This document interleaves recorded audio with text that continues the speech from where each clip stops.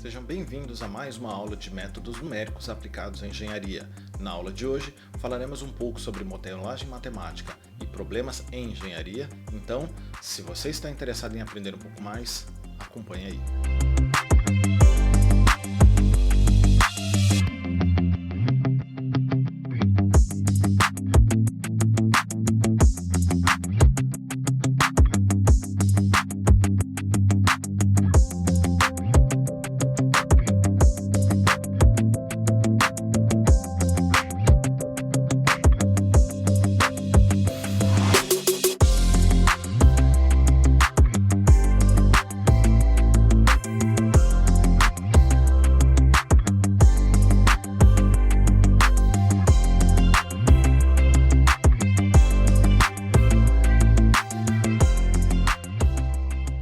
Bom pessoal, para quem está chegando agora no canal, estamos iniciando outra disciplina, Métodos Numéricos Aplicados à Engenharia. Nessa disciplina, iremos realizar alguns apontamentos sobre os modelos numéricos para a resolução de problemas e utilizaremos muitos recursos computacionais para facilitar a vida, ok? Bom pessoal, e aqui é importante a gente fazer um corte, tá? Entender o seguinte, conhecimento e compreensão são requisitos para a implementação eficaz de qualquer ferramenta. Não importa o quão impressionante seja o seu armário de ferramentas, você terá dificuldade em consertar um carro se você não entender como ele funciona. Isso é particularmente verdadeiro quando se usa computadores para resolver problemas de engenharia. Embora tenham um grande potencial, os computadores são praticamente inúteis sem uma compreensão fundamental de como o sistema funciona. Essa compreensão ela é obtida inicialmente por meios empíricos, ou seja, por observação e experimentação. No entanto, embora as informações obtidas empiricamente sejam essenciais, são apenas metade da história. Ao longo dos anos de observação e experimento, engenheiros e cientistas notaram que em certos aspectos de seus estudos empíricos ocorrem repetidamente. Esse comportamento geral pode então ser expresso como as leis fundamentais que incorporam essencialmente a sabedoria acumulada da experiência passada. Dessa forma, a maioria das soluções, ou a maior parte das soluções dos problemas de engenharia, emprega a abordagem dupla do empirismo e análise teórica para a representação do fenômeno, tá, a ser observado, ou a dinâmica que eu desejo representar. Então, aqui vale ressaltar que essas duas abordagens estão intimamente correlacionadas e ligadas. A partir do momento em que novas medições são feitas, as generalizações ou considerações podem ser modificadas ou ajustadas, ou até mesmo novas teorias são desenvolvidas. Dessa forma, as considerações e generalizações podem ter uma forte influência nos experimentos e nas observações. De forma particular, essas considerações e generalizações podem servir como princípios organizadores que podem ser empregados para sintetizar observações e os resultados experimentais através de uma estrutura coerente e abrangente, da qual diversas conclusões podem ser tiradas. Quando se tem um olhar para a solução dos problemas de engenharia, tal estrutura é mais fácil quando é expressa no formato de um modelo matemático, o que facilita a visualização e análise do comportamento do sistema. Então, o objetivo principal dessa aula é apresentar o que é uma modelagem matemática e qual o seu papel na solução dos problemas de engenharia, ok? Bom, então o modelo matemático ele pode ser amplamente definido como uma formulação ou equação que tem como objetivo expressar as características essenciais de um sistema ou processo físico em termos matemáticos. Ou seja, a partir da definição de um problema a ser abordado, a construção do modelo ela é realizada considerando a teoria e todas as leis envolvidas, e também as considerações sobre o sistema ou processo físico.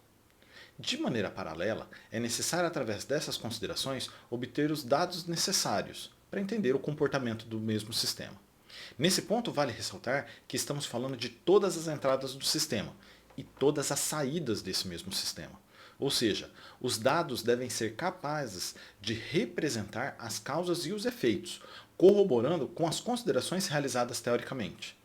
Após isso, um modelo é construído e uma equação matemática construída para que possamos obter os gráficos necessários ou valores através dos métodos estatísticos e numéricos, resolvê-los com o auxílio do computador e em seguida validar os dados obtidos, podendo otimizar e interagir com esse modelo para que, após a sua validação, possamos implementar esse modelo válido agora no sistema ou processo físico envolvido. Tá ok? Bom, então, dessa forma, num sentido mais geral, o modelo obtido para a representação do sistema ou processo físico, ele deve ser representado como uma relação funcional da seguinte forma. A variável dependente ela deve ser função de variável ou variáveis independentes, tá? Dos parâmetros envolvidos e das funções de força que estão ali envoltas naquele sistema. Ou seja, este modelo deve possuir algumas características que são típicas dos modelos matemáticos do mundo físico. Então, primeiro, descrever um processo ou sistema natural em termos matemáticos. Segundo, representar uma idealização e simplificação da realidade, ou seja, o modelo ignora detalhes desprezíveis do processo natural e concentra-se nas manifestações essenciais. E, finalmente, produzir resultados reproduzíveis e, consequentemente, ser utilizado para prever o comportamento do sistema ou processo. Tá ok? Bom, para ilustrar um modelo simples e que tenha os elementos necessários para entendermos como funciona uma modelagem analítica desse sistema, vamos considerar um paraquedista e duas interações sobre ele. Uma é a força gravitacional, que atrai ele no sentido da gravidade, para o centro da Terra. Esta força, como nós sabemos, pela segunda lei de Newton, provoca uma aceleração do corpo em queda. Vamos considerar também uma força de arrasto causada pela densidade do ar. Essa força de arrasto age no sentido oposto ao movimento e, consequentemente, fará com que a velocidade limite de queda do nosso paraquedista não tenda ao infinito. Assim, nós devemos ser capazes de obter uma equação, ou seja, um modelo matemático, que represente a queda do nosso paraquedista. Para isto, vamos escrever a segunda lei de Newton, ou seja, a soma das forças que estão atuando sobre o corpo, será igual à massa deste corpo vezes a aceleração que o mesmo corpo terá. Como já sabemos um pouco da matemática, sabemos que a aceleração é a variação da velocidade no tempo. Escrita de uma forma diferencial, podemos ver a derivada da velocidade no tempo e reescrever a equação como sendo igual à somatória das forças dividido pela massa do corpo. Voltando ao sistema apresentado, observamos que as forças que estão atuando sobre o corpo serão a força gravitacional mais a força de arrasto. E podemos escrever cada uma dessas forças sendo a força gravitacional a massa do corpo vezes a gravidade e a força de arrasto como sendo menos uma constante c vezes a velocidade. Por quê? Porque eu estou considerando o ar como um fluido que realiza uma força contrária ao movimento proporcional à velocidade, como o amortecimento viscoso funcionaria, ok? Substituindo essas forças na expressão, podemos obter a expressão que observamos aqui. E realizando o processo de integração, podemos obter a equação que representa o processo de queda livre do meu paraquedista. Esse processo todo é um processo que chamamos de solução analítica, ou exata, visto que ele satisfaz exatamente a equação diferencial original que obtivemos e agora podemos obter o gráfico que representa o comportamento dessa equação gerada. Então, através da equação, podemos construir uma tabela de dados, substituindo o tempo e a massa e o coeficiente de arrasto na equação e, através dessa tabela de dados, construir um gráfico que define visualmente o comportamento de queda do paraquedista.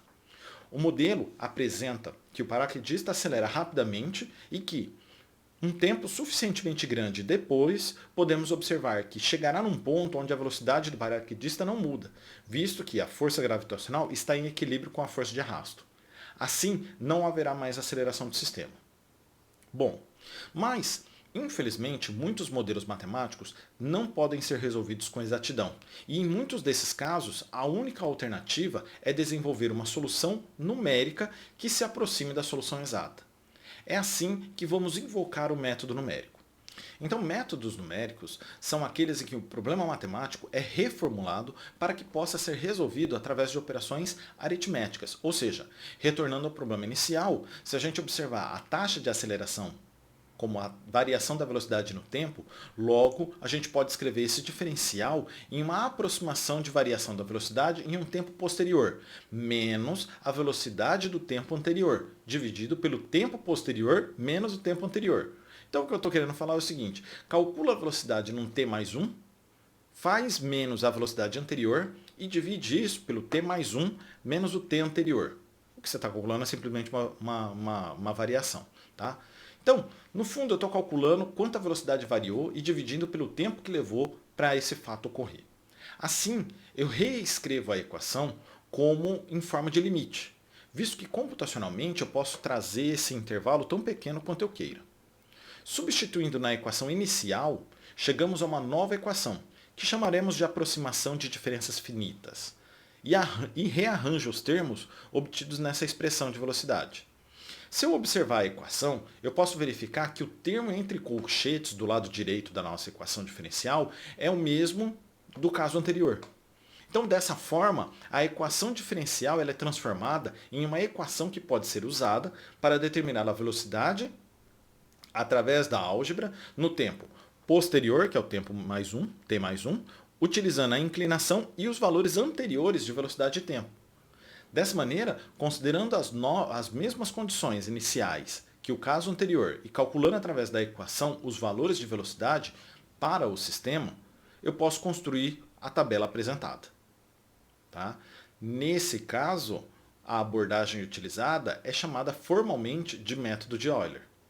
Então, os resultados obtidos pela equação são esses plotados no gráfico e observa-se que o comportamento é muito similar ao apresentado do método analítico. Se eu fizer a plotagem dos dois resultados juntos, observa-se que o método numérico captura as características essenciais da solução exata.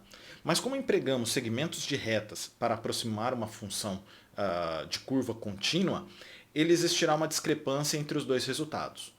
Uma maneira de diminuir e de minimizar essas discrepâncias é a utilização de retas ditas menores, ou seja, utilizar um passo menor. Por exemplo, em vez de 2 segundos, utilizarmos meio segundo. Isso fará com que o erro seja menor, uma vez que os segmentos de reta seguem mais perto da solução verdadeira.